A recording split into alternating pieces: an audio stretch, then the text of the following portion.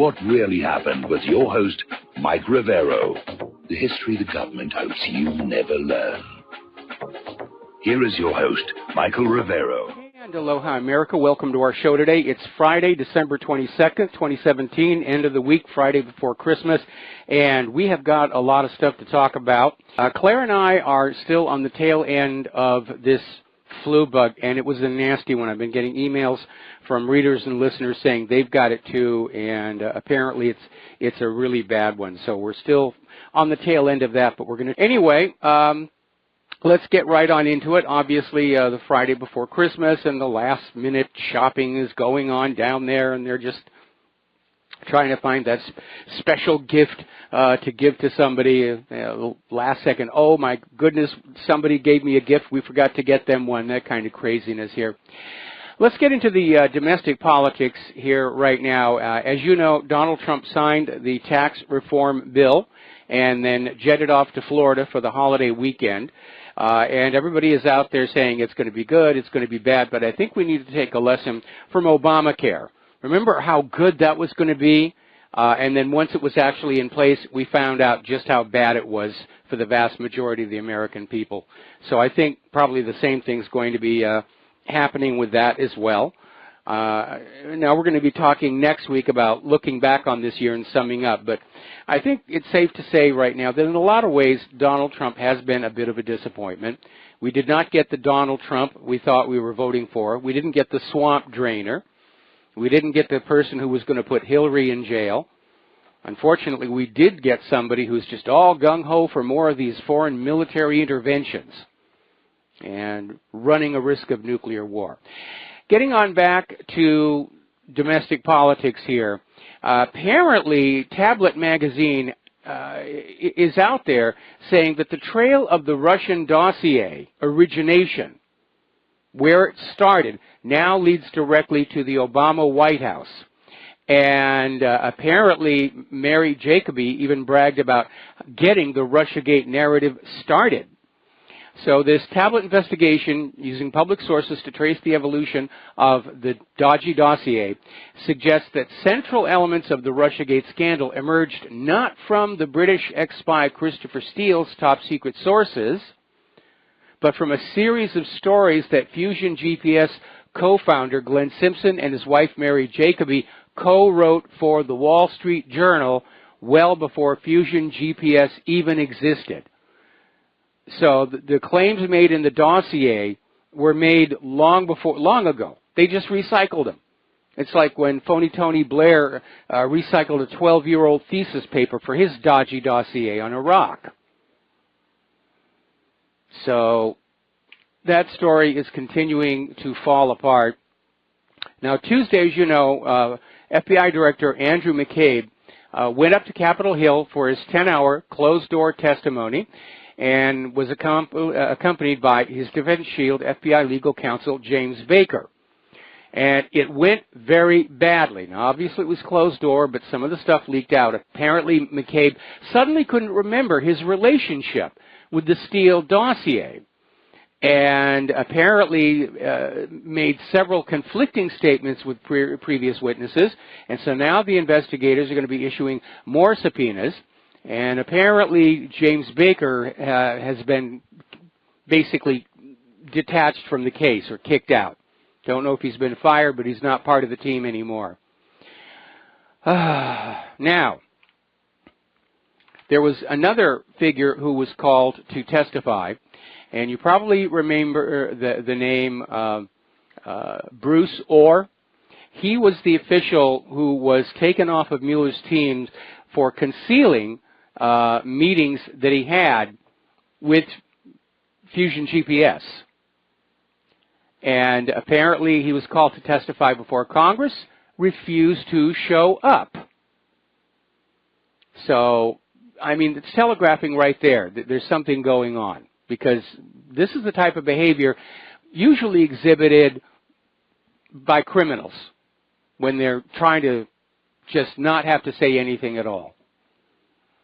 Now, again, getting on back to Fusion GPS founder Glenn Simpson, his wife, Mary Jacoby, is so proud of the work that they did She bragged on Facebook that her husband was behind the Russiagate story.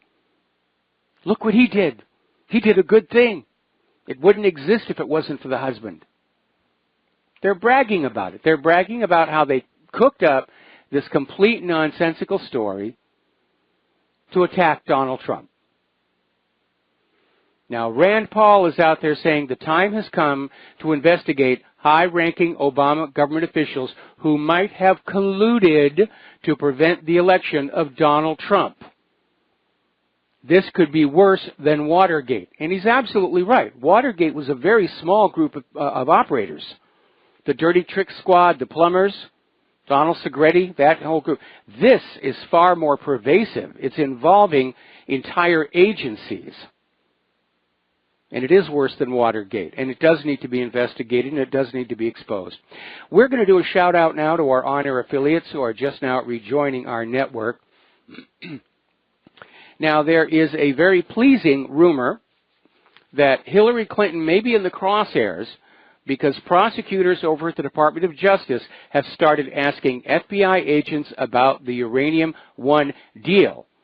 And apparently the FBI has sent out notices to every agency involved in the Uranium One deal to preserve all records. So put away that shredding machine.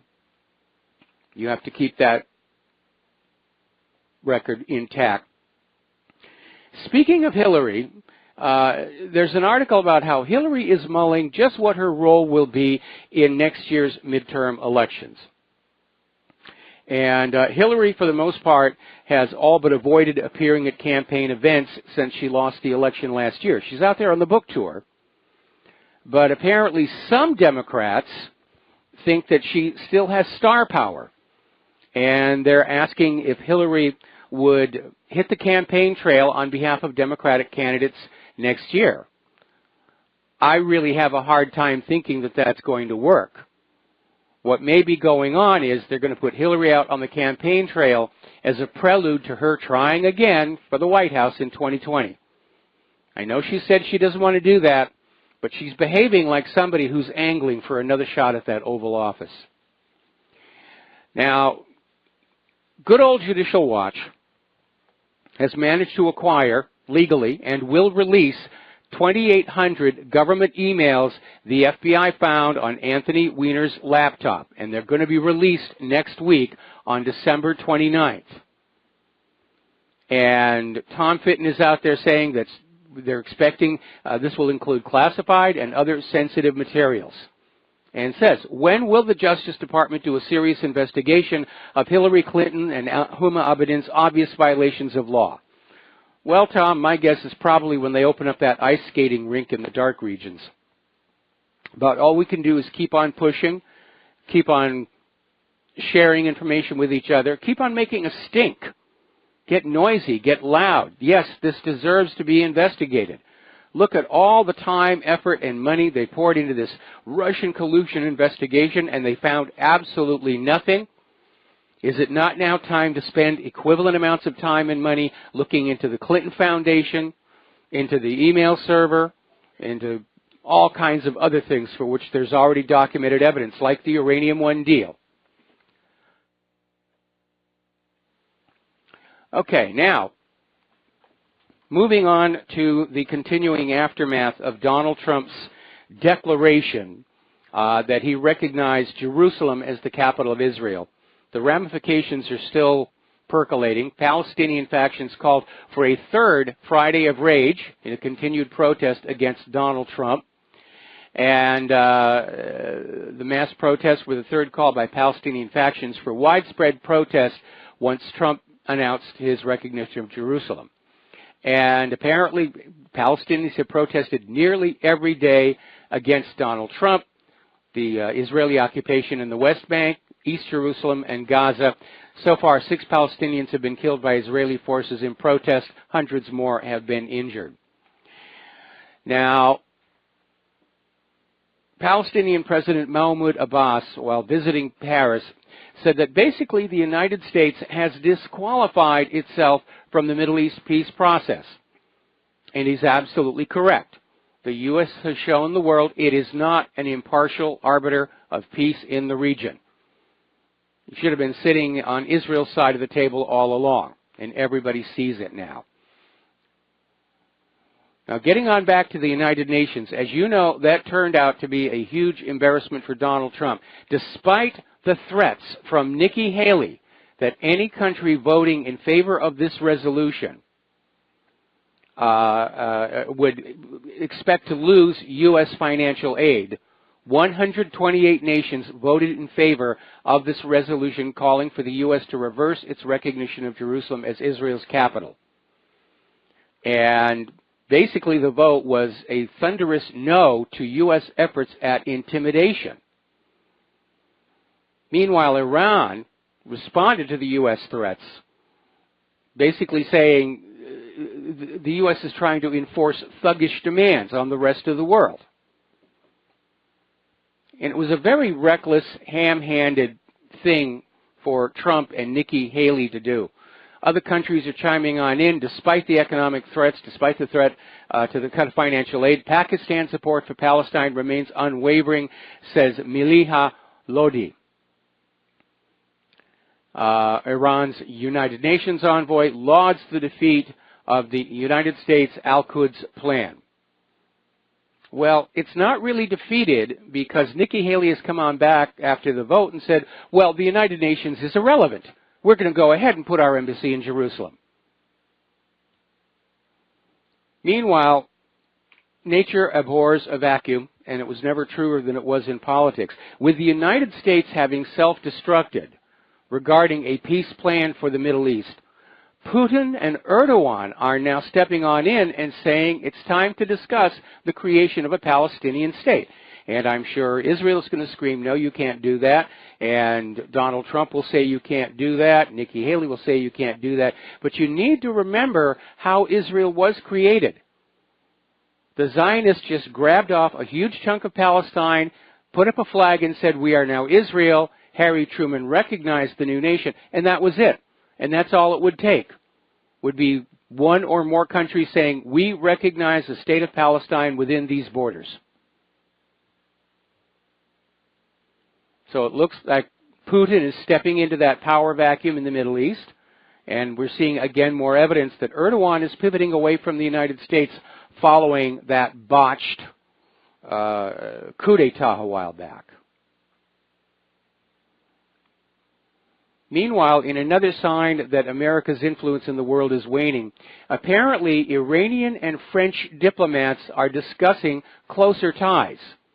They've had 4 rounds of political talks, and it looks like they're moving forward for economic partnerships, and it's another sign. France is moving away. The United States empire is collapsing. Now, over in Syria, tensions between the Syrian army and the Syrian Democratic Forces are continuing to grow. Now, remember, the Syrian Arab Army is the Syrian government army. The Syrian Democratic Forces are one of the U.S.-backed rebel groups, terrorists, what have you. And unfortunately, the Syrian Democratic Forces are escalating their attacks on government forces, and basically sending the message that even though ISIS has pretty much collapsed in Syria, the United States is not going to leave, and they're not going to cancel their support for all these rebel groups. They're back to the original agenda. We're going to get Bashar al-Assad out of Damascus and put our own willing puppet in there. Meanwhile, interesting little story that came out of Investment Watch blog. Once again, the conspiracy theorists were proven right. Corporate media is now finally admitting that the United States government was arming ISIS, supplying weapons, ammunition, training, logistical support. And so you've got Reuters and USA Today are suddenly reporting that, yeah, the United States and Saudi Arabia were supplying weapons and ammunition to ISIS. And they were supplied a huge amount of weapons and ammunition.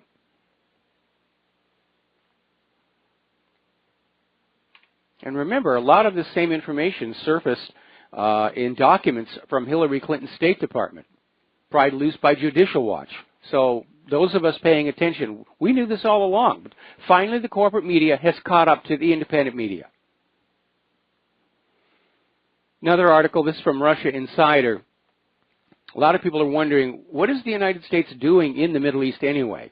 Is it all about the oil? Is it all about the oil currency? Is it all about private central banking? Well, according to this one story coming out of Russia Insider, the U.S.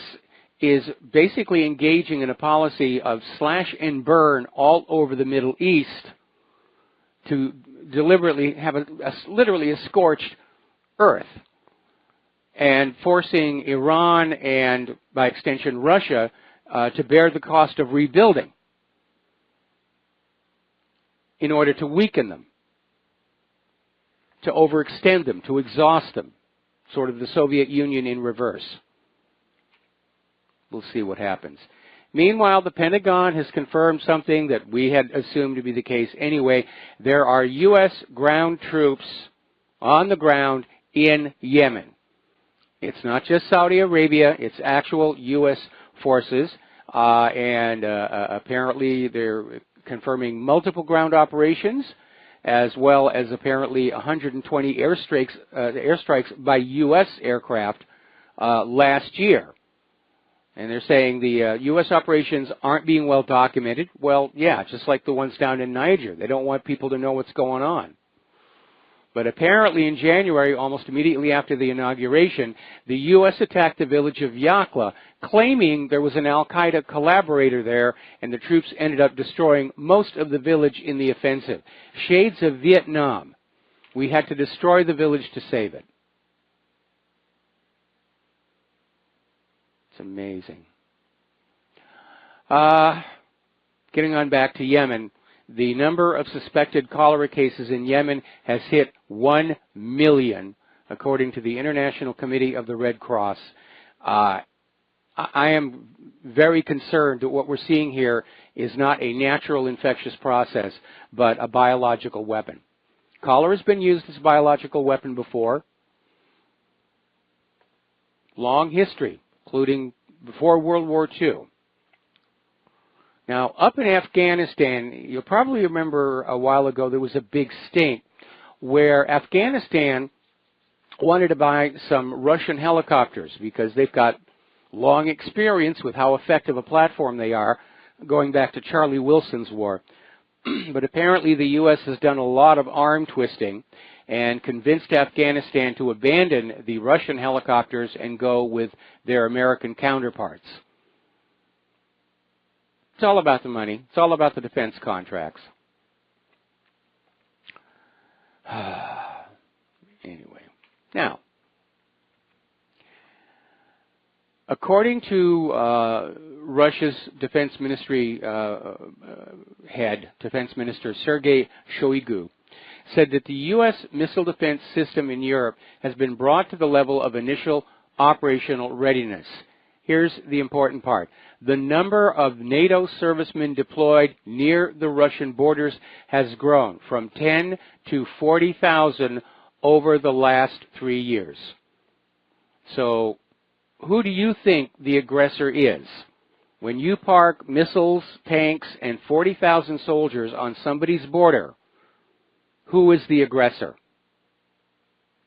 Erica, welcome back to the show here. And one more time, for those of you who want to help Republic Broadcasting stay on the air, the postal address is Republic Broadcasting Network, 2251 Double Creek Drive, number 302, and that's in Round Rock, Texas, 78664. If you want to call on in and become a subscriber, that number is 800-724-2719, extension 03.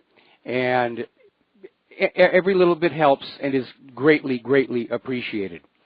Now then, getting on back to North Korea, Chinese military analysts are looking at how hard the United States is pushing on North Korea, and they're beginning to believe that the U.S. is actually using North Korea just as a cover to deploy more naval assets to curb China's military aspirations in the Pacific, like those South China Sea islands. The U.S. wants an excuse to box in that part of the Pacific Ocean. And it's expected the U.S. will deploy some 4 to 6 aircraft combat groups to the Pacific region under the pretext of countering the growing North Korean threat following the recent nuclear tests. So if China is really thinking that, then China is not going to be on board putting any more pressure on North Korea. So the dynamics are definitely changing over there. Now, apparently, Russia has activated 3 new early warning missile attack radars covering its southeastern frontiers, including the border with North Korea. This is in response to North Korea's missile tests and the possibility that every once in a while one of these missiles does not come down where it's expected. Sorry, I had to do a cough there. Now, admittedly, more recently, North Korea does seem to be getting its missile act together, but in the early days, they had a lot of missiles just stray way off course. So that may be why Russia is very, very nervous. But I don't think Russia seriously thinks North Korea will intentionally attack. That would be rather silly. Same thing applies to the United States. But they've got the radars up there and running. Now, do you remember that big stink a while back where Russia Today was forced to register as a foreign agent? And apparently the Department of Justice has now come on out and acknowledged that this all came on the basis of a report filled with inaccurate facts, obsolete data, and outright errors. So it's almost like the Russia dossier. We just need an excuse. We want to do something, we just need an excuse. Come up with a dossier. Let's talk about the economic news. There are some developments going on over there. Apparently, Pakistan is considering dropping the use of the U.S. dollar and replacing it with the yuan for all bilateral trade between Pakistan and China. Makes perfect sense. Why would you go through a third-party currency that you have to pay for the privilege of using? So the global dominance of the almighty dollar is definitely on the wane. Now, as you know, in another week, we're going to be getting into the new year, and 18 states will increase their minimum wages on January 1st, benefiting 4.5 million workers. And let's see, minimum wage increases ranging from 35 cents an hour in Michigan to $1 in Maine.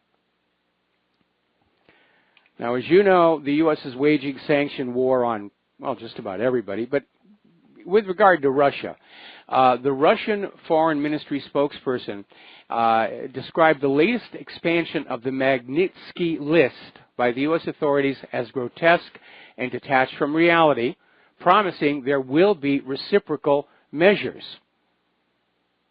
And he's saying this is all grotesque because it's not based on any reality whatsoever. Unfortunately, we, meaning Russia, are forced to reiterate our position that boils down to the fact that these steps would be followed by reciprocal measures. In other words, the sanction war is ratcheting up on both sides. The bad news, economic wars have a bad habit of turning into real shooting wars. And we would not like to see that happen at all. The U.S. Census Bureau has published a rather interesting statistic, and it has to do with science, technology, and math offered in school, often called STEM for short, science, technology, engineering, math. And the Census Bureau reported that 74% of recently graduated students who have a bachelor's degree in these subjects don't work in these jobs. The jobs aren't there. They've gone overseas. So we have these kids who went to school, probably took out student loans. They're in debt, they've got the degree, and the job with which they were going to pay off the student loan just simply isn't there. We need some science stimulus in our local industry, and I know Trump is convinced his tax plan is going to bring manufacturing back here, but I think a civilian technology incubator, like a new space program, a new space goal, that'll provide jobs to these kids with these degrees. That's what I think we ought to be doing.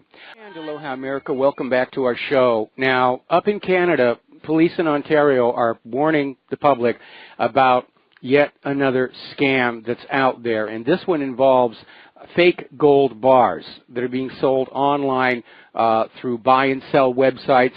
Apparently they're very professionally packed. They're very convincing. They look perfect. But it's been discovered they're actually copper with gold plate on them. And they're being sold online for up to $1,200. They're actually worth about $2.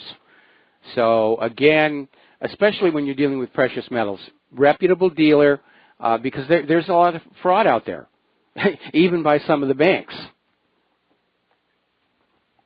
So anyway, now then, if you are holding cryptocurrencies like Bitcoin or Litecoin, you had a rough time on the exchange today.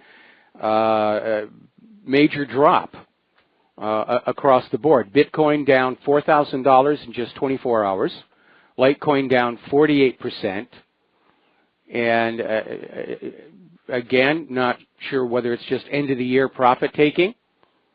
People are trying to get out of their Bitcoin positions and cash out.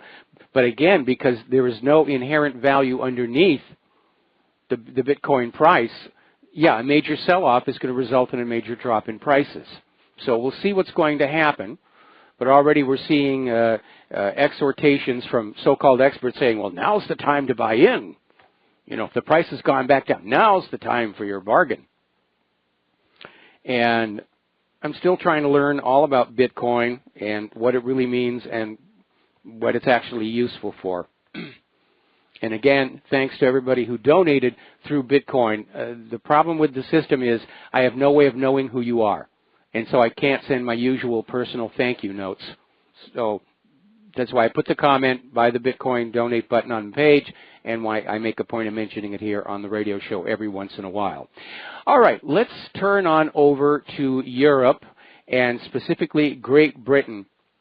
Apparently, Labour members of Parliament have hatched a plot to try and change the Brexit bill in a bid to revoke Article 50 and just stop Britain from leaving the EU.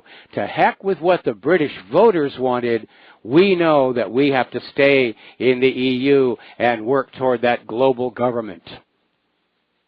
And it is rather alarming to see governments in many nations all across Europe reveal their anti-democratic leanings when it comes down to this issue of forcing everybody into a single global government.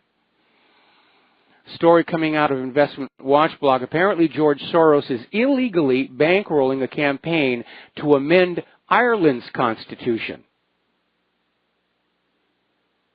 And as a result of that and so many other things, Nigel Farage has called on the European Union to investigate George Soros for political meddling. And they're very concerned about the Open Society Foundation has far more influence on elections across Europe and the United States. And investigators are probably going to start looking there as well. Now, over in Spain, the Catalan secessionist parties are poised to secure an absolute majority in the regional vote, according to the exit polls. And apparently it is a sweep. And so this pro-independence movement is heating up. Catalexit, I guess they're going to call it. So we'll see what happens there. Now, this part is getting silly. You know, with all of this screaming about sexual harassment this and racism that and the whining and the crying and all of it, this one takes the cake. Over at Esquire magazine, Rebecca Carroll actually came on out and said that because Charlie Rose did not sexually harass her, he must be racist, because after all, she's black and Charlie Rose did harass some white girls. So that's the latest thing. She's complaining that she wasn't sexually harassed and saying, the guy's a racist because he didn't harass me. What a nation of whiners and thin skins we have turned into. Now, over at the University of Minnesota, they came out with so-called holiday guidelines in the name of inclusivity. And apparently Beckett, a nonprofit law firm that defends religious liberty, awarded the university's College of Food, Agricultural, and Natural Resources Sciences Respecting Religious Diversity event as this year's lowest dishonor, the 2017 Ebenezer Award for the most ridiculous affront to the Christmas and Hanukkah season. And apparently what this University of Minnesota College of Food and Agricultural so forth did, they came on out and said Christmas trees, menorahs, and the colors red, green, silver, and blue are inappropriate for college campuses during the holiday season because of some people who might be offended. Now that is ridiculous. That is absolutely one of the most ridiculous things I have ever heard. And we had that other story about how a school canceled their Christmas pageant because it might offend the non-Christians. And I know there's an issue of separation of church and state, but I think if you're my age, we're all sort of used to that idea of a school having a Christmas pageant. They even had one in the Charlie Brown Christmas. But it's like they're shutting down every single expression of cultural uniqueness with this claim that we're going to offend other cultures. And that's nonsense. Most people have a live and let live kind of approach to these things. Yes, there are some militant people who get upset when they see a Christmas tree or a cross, but they're a minority. Most people are just going to say, look, I'm going to observe my traditions here, and you observe your traditions there, and everything's going to be fine. But there's a war on our cultural identity right now. And obviously, the midwinter religious festivals are very important to a lot of people. Now, let's talk about the flu, because, as I said at the top of the show, this one was nasty. Claire is still dealing with it. I'm still running a little bit of a fever. We hope to be better by next Tuesday when we return to the air after the Christmas break. But I did get a lot of emails from listeners and readers who were saying, yeah, they'd gotten this one too, and it was really bad. And it was kind of funny because I'd been checking with the official numbers of flu infection here in Hawaii, and they always seem to lag some weeks behind for collating. And the CDC kept saying that Hawaii is having a moderate flu season. But more recently, some of the local numbers produced by our state health authorities are saying, yeah, it's surging up. This thing went through Claire's church. Everybody got it. Everybody got this thing. And there are some places all across the country where flu has become a major problem, Louisiana especially. And according to the Arizona Department of Health Services, their flu cases are up almost 800% from last year. And everybody is out there saying, well, look, I had the flu shot this year. Why did I get the flu? And after a great deal of hemming and hawing, the flu manufacturers will say, well, it's not always going to be effective. It's kind of a roll of the dice. But as I mentioned before, when we took Claire down to the local medical clinic, we ran into, in the waiting room, a nurse from Tripler Army Hospital. And she said, yeah, the flu was a big problem over there as well. And the reason it was a big problem is this year's flu shot was totally ineffective against this flu virus. Now, one issue may be the use of chicken eggs to culture the virus. We talked about that before. But the other one is, when they're getting ready for the flu season, like Christmas shopping season, I guess, they have to plan for it in advance.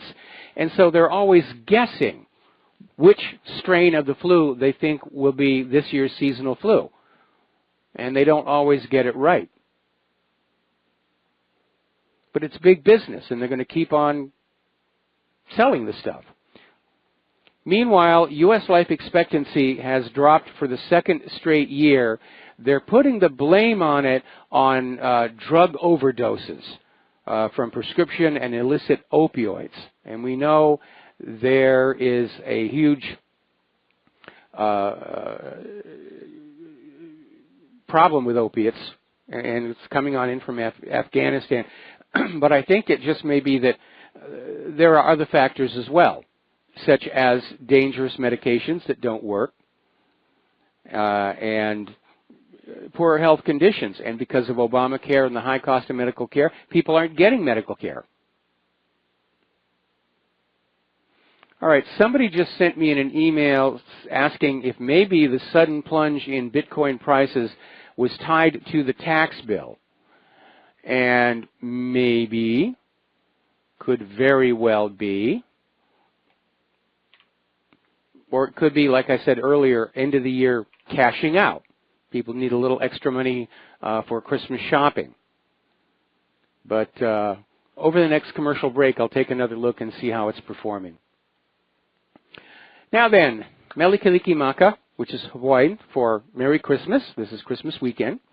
And if you have nothing else to talk about, why don't you call on in and tell us what you're asking Santa Claus to bring, leave under the tree this coming Monday.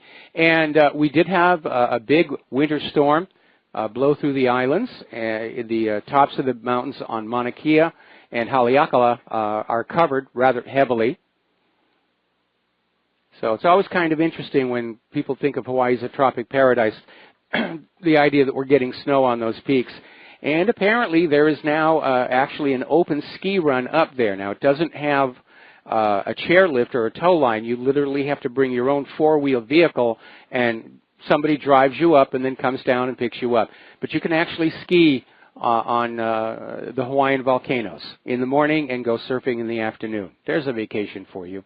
Speaking of skiing, the ski slopes in Connecticut are seeing their best conditions in years, and they got to open early. There's another indicator that human-caused global warming isn't happening. In fact, there was another article that came on out where they're saying that, again, as the original Farmer's Almanac said, winter arrived a little bit late. It's going to be a hard one. And so we'll be seeing that, I guess, in the coming months here. But apparently Powder Ridge is open as of today. And so they're looking forward to winter sports. That'll be good. Meanwhile, out in California, they're finally starting to get those wildfires under control, and Jerry Brown is out there still insisting that the fires were the result of human-caused global warming. It really is ridiculous. Now then, interesting little story out of ZDNet. The secret to being a great spy agency in the 21st century, incubating startups. And the article is all about how top-secret intelligence agencies are turning more and more to entrepreneurs to help build new tools. And there really isn't anything all that new about it. Certainly here in the United States, the CIA funds a lot of proprietary companies. It's not known that they're connected to CIA. But that is how they'll try and cultivate new technologies and new methods, or at least maintain a new cover.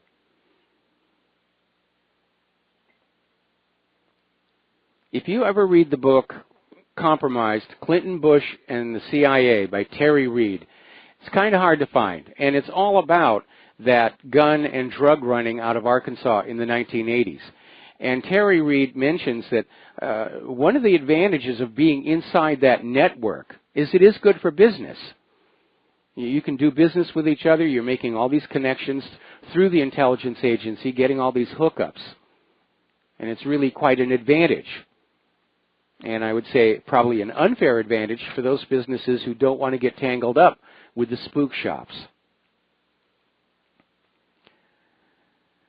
Now, getting on back to cryptocurrencies, apparently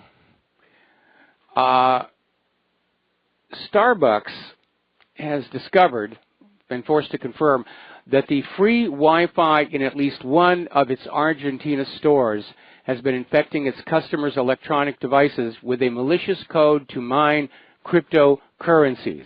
And apparently the issue was reported earlier this month by an executive of a New York-based technology company who noticed that while he got coffee in a Starbucks store in Buenos Aires, his laptop received a malicious cryptocurrency mining code. Now right now that seems to be the big deal, is infecting everybody's machines with cryptocurrency miners. And it's stealing. They're stealing your resources, your computer, your electricity, your memory to make money.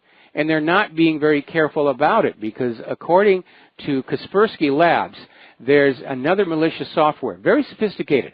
It's low API, and apparently one of the things it does, it's a cryptocurrency miner. And apparently it is so demanding on the smartphone, it can destroy the smartphone. And Kaspersky deliberately infected an Android phone with this cryptocurrency miner, and in just 2 days, the battery swelled and cracked the case and destroyed the phone. So it can literally melt your phone down. It also has all kinds of other malware, such as botnet capability, keylogger, malicious malware is out of control, and nobody seems to want to do anything about it except for companies like Kaspersky, who has now been officially banned from protecting the computers of the U.S. government. Apparently, there's a zero-day remote root exploit has been disclosed in AT&T DirecTV WVB devices. A lot of names and characters in there trying to explain what it all is. But apparently it's an unpatched zero-day vulnerability in the firmware, and apparently they've been trying to get the device manufacturer to patch this for the last several months. We're going to take another break for commercials. Hello, hi, America. Welcome back to our show. Pardon me. And we're talking about this zero-day remote kit that comes with DirecTV. And the specific problem is a core component of the Genie DVR system, which is shipped free of cost with DirecTV, but it can be easily exploited by hackers to gain root access and take full control of the device, placing millions of people who've signed up to DirecTV service at risk. Now, I'm not sure what this entails. I mean, ordering pay-per-views and charging somebody else for them. But it almost seems that in making our devices so complex, we've allowed them to escape our control. They're so complicated, people can't understand them. They can't figure out what's going on inside them, and that's why they're vulnerable to these hacking efforts. And I'm very concerned about Google's latest research where they're having an artificially intelligent computer design newer artificially intelligent computers, because you're definitely going to have something that no human being understands.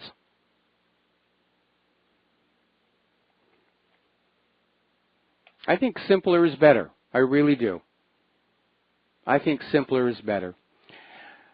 Apparently, the U.S. Army is getting ready to send teams of cyber warriors to the battlefields, and basically saying that the Army is going to be taking the offensive against enemy computer networks. And the Army's mission is generally to attack and destroy, but basically said the cyber troops have a slightly different goal. And by the way, one of these groups is stationed right here in Hawaii. And it's basically saying, how do we influence by non-kinetic means? How can I reach up and create confusion and gain control? Well, I'd like to turn these boys loose on some of these ransomware writers. Let's hunt them down. Now, I love this story. Okay, the Society for Prevention of Cruelty to Animals up in San Francisco got tired of the homeless people hanging out in front of their building, so they bought a security robot to chase away the homeless people. They love animals. They're going to take care of the poor little helpless animals, but human beings, no, get out of here. We don't want you. Well, apparently the humans fought back, and they attacked the security robot. They knocked it over. poured barbecue sauce on all the sensors. I don't know what that was supposed to represent, and smeared it with feces. So I guess that one didn't work out too well. But again, this is the SPCA. Aren't they supposed to be like humanitarians? You know, care about, suffering of all life forms? Or is it only cute little kittens and puppies that rate in their books? I think maybe that might be the case here. We're going to do a shout out now to our on-air affiliates who are just now rejoining the network. And the phone lines are open, and we're going to get back to the world of computers. A lot of people are calling this Son of Stuxnet, but it's actually been dubbed Triton or Trisis. And this is another piece of software designed to interfere with computerized industrial controllers. And apparently this malware has been designed to target Triconex safety instrumented system controllers made by Schneider Electric. This is an autonomous control system that independently monitors the performance of critical systems and takes immediate actions automatically if a dangerous state is detected. In other words, somebody has come up with malware that is designed to disable industrial safety systems. And apparently researchers from the Mandiant division of security firm FireEye published a report on this yesterday, suggesting this might originate with a state sponsor who would use the Triton malware to cause physical damage to a facility or organization. So, it's out there again. Now, as you know, the FCC, after much Sturm und Drang, voted to repeal net neutrality. We're being assured it is all for the benefit of the little people. We know otherwise, of course. What was really interesting was somebody leaked an email where the FCC's own chief technology officer thought that gutting net neutrality is going to harm the public. But again, the internet service providers just lavished huge amounts of money all over Congress. And what those with huge amounts of money want, those with huge amounts of money get. Now, the fight is not over because apparently states are now taking steps to bring back net neutrality, at least within their state borders. And we're seeing this in California, New York, and Washington, where they're saying they're going to battle the feds to make sure all online traffic is treated equally. So good for them. In the world of computers and independent media, apparently the UK Tribunal Court ruled yesterday that WikiLeaks is in fact a media organization and is therefore entitled to all the legal protections of a media organization. And that is a tremendous victory for the independent media, because the corporate media has been trying to create this idea that we're just a bunch of bloggers and hobbyists and we don't have big expensive studios and fabulous salaries and staff and everything. Therefore, we can't really be a media organization. Therefore, we should not be allowed to go on out and basically broadcast to the public over the internet. But again, going on back to freedom of speech and that First Amendment, there were never any qualifiers on it. There were never any filters on it saying that you had to be above a certain size. And clearly when you see things like this happening, it's very obvious that the independent media is in fact winning the war for the minds of America. And of course we cheated. We're using the truth, and that gives us a little bit of an unfair advantage over all those corporate media outlets who are paid big bucks to be habitual liars. Now, I'm getting some email on this situation. Somebody wrote on in and said, shadow ban is what InfoWars does ever since Israel bought Discus. And apparently there was another censorship stink regarding Silk and Diamonds, which is this pair of ladies who do a lot of commentary here. And the rest is Merry Christmas and blah, blah, blah. Now, this one's a little off topic, but I want to fit this one in here because it's kind of bizarre. and it has to do with gift cards. A lot of people will solve their holiday shopping problems with gift cards. And apparently somebody ran into a big problem regarding Home Depot gift cards, because apparently they can only be used at the Home Depot stores. They are not accepted at HomeDepot.com. Where it gets to be a problem is if you want to buy something at HomeDepot.com, which is not available in the retail brick-and-mortar outlets. But apparently somebody was very unhappy that they basically spent $500 on these gift cards and could not be used. And again, this is a Home Depot gift card, and HomeDepot.com will not accept them. I don't understand what the thinking is behind that. It doesn't make a lot of sense.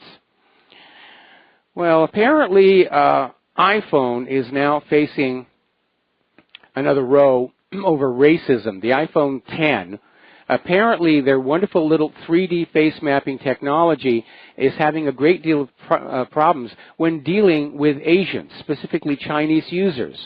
And it was discovered by a customer who bought his wife a phone and discovered that his son was able to unlock it using the facial recognition. We're going to take a break for commercials. Join us on the air, 800-313-9443, and we'll be right back. Aloha, America. Welcome back to the show. And over the commercial break, I did a little digging, and I did find some information about the jury in the Kate Steinle case. 6 men, 6 women. 3 of them were immigrants, or are immigrants, and 2 of them were tech workers.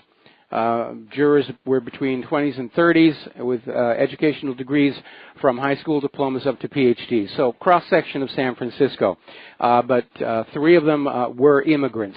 And apparently, according to this other article I was looking at, part of the defense in this case is the illegal immigrant claimed he had found the gun where he was sitting and picked it up and it accidentally fired. That was his story. So, but again, if he hadn't been there in the first place, that woman would still be alive. So we're getting on back to the computers here. And again, we were talking before the commercial break about the iPhone 10, where its 3D facial mapping system is not working out very well. Remember when they did the product launch and it failed to unlock the phone? And now apparently for Chinese people, it's having trouble distinguishing between individuals. So apparently Apple's customer service hotline got a call saying that he'd bought the phone for his wife, but discovered the teenage son could unlock it. I think they should have quit with that fingerprint scanner. That works pretty good. Yes, I understand it can be hacked. Ultimately, everything can be hacked, which is why you shouldn't have anything all that critical on a device you take out of the home. Okay, now, here's a bizarre story. This came out of Zero Hedge. There is a new theory about the cause of the opioid crisis here in the United States of America. Now, my theory is that having gone into Afghanistan and started the opium poppies up again, they got to sell it somewhere, and so it's pouring into this country, just like it was pouring into this country from Vietnam during that war. But apparently, there's this scientist, Angus Deaton, Nobel laureate, economist, basically saying that he thinks the cause of the opioid crisis is the complete economic destruction of the white working class. And instead of dealing with their angst with more traditional chemicals like alcohol, that they're turning to opiates, either illicit ones or what they can get from their doctor on a prescription. Now, here's an interesting little story, and this goes back to something we were talking about earlier in the week when we had callers talking about electric cars and how wonderful they are. And the question is, today, the electricity for electric cars is still being primarily generated through petroleum-powered generating stations and fission reactors. But there is a new development, and it's in the realm of what's called hot fusion. Now, fusion, of course, is replicating the process that lets the sun convert hydrogen to helium with a tremendous amount of energy produced as a result. And hot fusion, there have been several experimental methods of trying to get that to work, magnetic bottles, tokamak reactors, and so forth. But apparently, this latest approach uses lasers, very powerful lasers, and there had been an earlier attempt of that. But apparently, this system fuses hydrogen and boron using powerful bursts of lasers, and there will be no radioactive fuel or toxic waste. And it would produce temperatures about 200 times the temperature of the sun's core. And apparently there have been breakthroughs in laser technology that will allow that to operate. Now that would make the electric-based economy feasible. You could have electric cars, electric motorcycles, electric whatever, and a clean source for that electricity. Electric cars are cool, but by themselves, they're not going to save the earth and the environment, because that electricity has to come from someplace, and that's usually an oil-fired or nuclear reactor. And I imagine if you put solar cells all over the top of your house, you could charge your car, but I don't know how long you'd have to charge it on solar cells to be able to drive it. I remember when the original Top Gear did a show on the electric cars, and they kept hitting the point that you would go so many miles and then you'd have to charge overnight to go any further. Now, fortunately, that may be changing along with some new developments in batteries. But I think electric cars are cool. All right, we're going to grab ourselves a phone call. Brian in Georgia, aloha. Welcome to the show. What's on your mind? Hey, Mike. Glad you and Claire are on the mend. I don't know if you covered it already, but I have to say that the judge declaring a mistrial in the Bundy case was almost as big a shock as the love fest that was happening on the White House steps the other day when the tax bill passed, and you had all these establishment Republicans, you know, and Trump that were bitter foes just months ago, or now they just can't say enough nice things about each other. Well, they're circling the wagons for the midterm elections next year, and because Trump is going to be the president no matter what happens in the elections, the Republicans are going to circle around him. They recognize that he is very popular, and they want to ride his coattails into the next term. Yeah, well, it seemed like I was sort of hearing, like when Tim Scott came up to speak and he said, you know, trillions for distressed neighborhoods. I guess that's the new buzzword for inner city neighborhoods. And then Murkowski talking about, you know, making, you know, unleashing oil production in Alaska. It sounded like maybe Trump's becoming more of a politician, less of a businessman. He's just making deals behind the scenes to get his bills passed. And it's like, well, this is how you get your bills passed. You make deals with with the you know, establishment in Congress. Well, you know, it was admitted that some of the provisions in the new tax bill were specifically aimed at specific members of Congress in order to buy their vote. Yeah, definitely. One other thing I was just, a topic you were just touching on, since I live in the, you know, the world headquarters of Home Depot, I know this statistic is a couple of years old, but I know that unredeemed gift cards were a $42 million profit center in 1 year for Home Depot, so I can understand why they're making it so difficult to redeem them, because unredeemed gift cards are, they make some serious money off of. It's free money. Ones It's free money. get. Yeah, it's just free money out of thin air, because most people who use a gift card, they'll use up part of the balance, and then there's so little left on the card, they just figure it's not worth bothering anymore. And that's basically free money that was being given to the issuing company. There were actually, I recall, I think about 5-6 years ago, a couple of businesses started up. They would advertise on TV to send in your unused gift cards, and they would send you back part of the cash that was on them, and then they would split the difference. But I guess they didn't make it. There wasn't enough cash flow there. Yeah, they folded their tents and disappeared in the dark of night.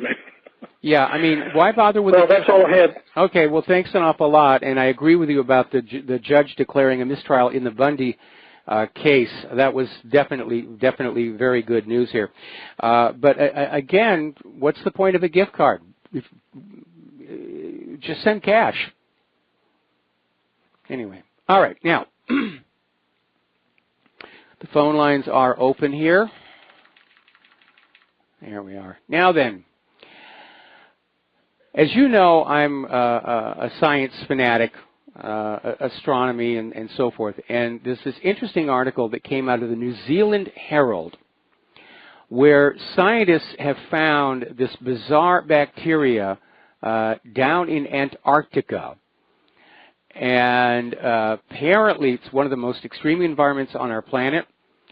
Freezing temperatures, limited carbon, nitrogen and water availability, along with strong ultraviolet radiation, and yet they found something alive in this environment. And so it's basically time to rethink what we're going to be looking for as alien life when we go to other worlds here.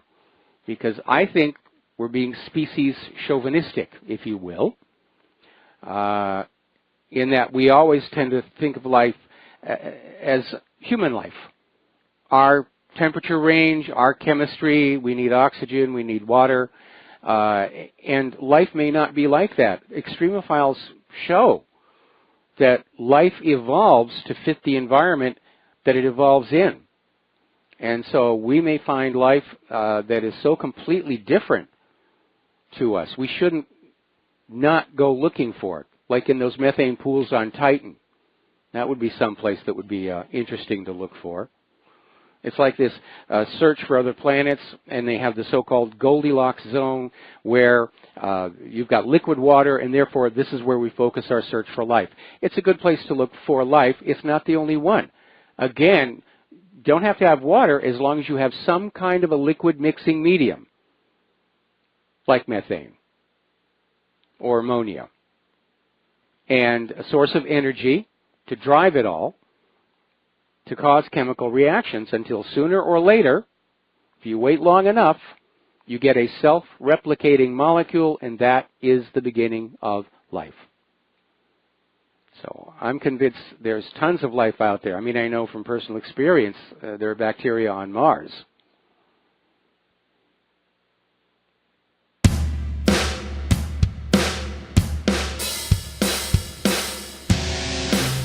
This is William, hopefully your favorite videographer from Two Hats Publishing.